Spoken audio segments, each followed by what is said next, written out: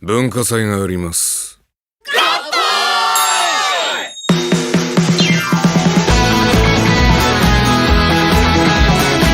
エリちゃんに楽しんでもらえるよう頑張るから必ず見に来てね。たった一つだけで勝てるナイツだって最大な夜を抜けてようこそ遊泳高校へ。やり合いじゃなく殴り合い、やるならガチで遊泳全員音でやるぞ。ごめんなさい。笑顔ってどうやればいいのか。僕は君の笑顔が見たい。君の視界を